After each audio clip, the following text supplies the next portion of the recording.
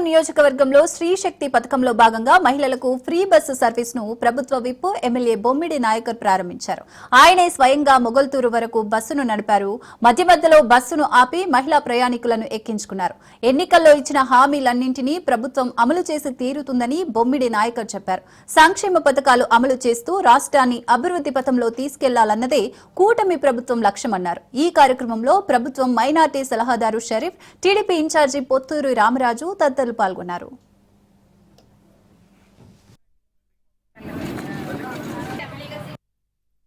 మహిళా సోదరులు గారు ఉచిత గ్యాస్ సిలిండర్లను 3 సిలిండర్లు ఇస్తాను. ఉచిత గ్యాస్ సిలిండర్ కూడా మనకు ఇవ్వడం జరిగింది. అదేవిధంగా తల్లికి వందనం కింద పిల్లలందరికీ ఎంతమంది చదువుకుంటే అంతమందికి కూడా స్కూల్ పిల్లలు కూడా అమౌంట్ వచ్చే విధంగా కూడా ప్రభుత్వం ఎన్డీఏ కూడా ముందుకెళ్తుందని చెప్పి సందర్భంగా తెలియజేస్తుంది.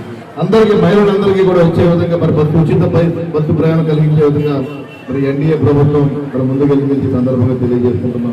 అంటే ప్రయాణికులకి ఏ రకంగానంటే పల్లె వెలుగు కింద, అదేవిధంగా ఆల్ట్రా పల్లె వెలుగు, అదేవిధంగా సిటీ ఆర్డినరీ, మెట్రో ఎక్స్ప్రెస్ సర్వీసులు బస్సులన్నీ కూడా మహిళలు ఉచితంగా జిల్లాలో కానీ రాష్ట్ర వ్యాప్తంగా కూడా ఎక్కడ వెళ్ళినా సరే ఎక్కడ కూడా మీరు ₹1 ఇవ్వకుండా ఉచితంగానే ప్రతి ఒక్కరికి బస్సు ప్రయాణం ఉంటుందని చెప్పి నేను సందర్భంగా తెలియజేస్తున్నాను. నేను మహిళా సోదరులు